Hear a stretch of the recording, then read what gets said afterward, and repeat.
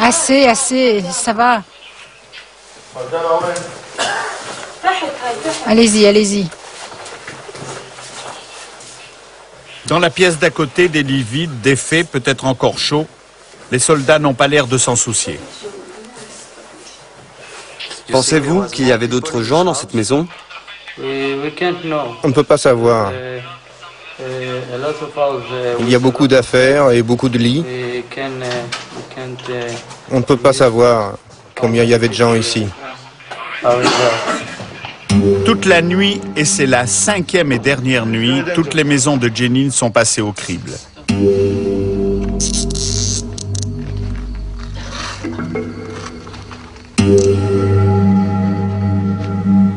Tous les hommes sont regroupés quartier par quartier. Ceux qui sont recherchés sont arrêtés et entravés.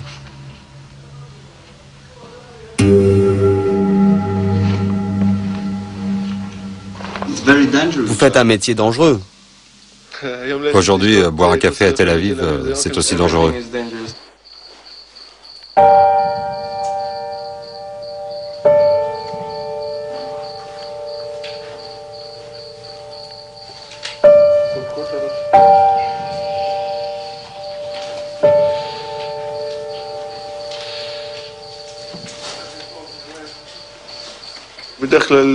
Quand il y a des enfants, pas d'agressivité.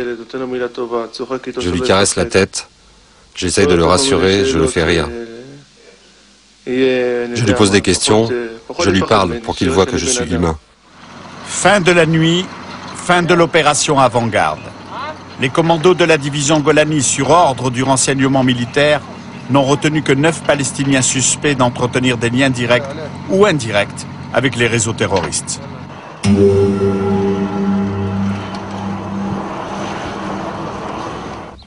Les 9 suspects quittent les territoires palestiniens pour être conduits en Israël et y être interrogés. Les Palestiniens ne savent absolument pas où ils sont, ni où ils vont.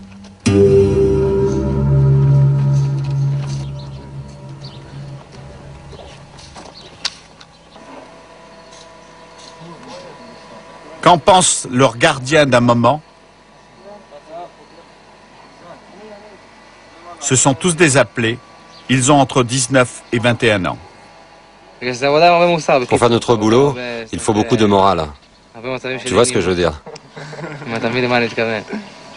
Vous aimez votre boulot? Pas trop, non. Moi, j'aime ça. Lui, il aime. Vous aimez ça? Ouais. Pourquoi? On lutte contre le terrorisme, et si ce n'est pas nous qui le faisons, beaucoup d'autres juifs seraient tués. C'est une vie normale pour des jeunes gens de 20 ans comme vous? C'est normal cette vie en Israël. Quand tu as 18, 19, 20 ans, t'es dans l'armée. C'est ça la vie en Israël. C'est la réalité. Ils connaissent parfaitement leur boulot. C'est dans leur sang, dans leur cerveau. Quoi? Être soldat, dans une unité combattante. Pensez-vous que la paix soit possible? Ouais, j'espère. Vous espérez quoi? J'espère que la paix est possible. Qu'on arrivera finalement à avoir la paix. Un jour, on l'espère. Vous y croyez? Pourquoi pas? Oui. Oui. Vous y croyez à la paix? Oui. Un jour, il y aura la paix. En attendant, nous faisons ce qui doit être fait. C'est notre vie, pas un travail. Voilà, avec Paul Comiti, le droit de savoir a souhaité vous montrer ce que l'on voit peu, pour ainsi dire jamais, comment les jeunes soldats israéliens, filles et garçons, vivent au jour le jour la guerre contre le terrorisme. Ce soir, nous sommes à moins de 2 jours des élections législatives israéliennes. Le résultat est d'une importance particulière. Il aura peut-être pour effet de relancer le processus de paix.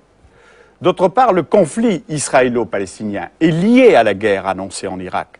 Si celle-ci a lieu, elle aura certainement des conséquences importantes sur les hostilités entre Israéliens et Palestiniens. Bonsoir.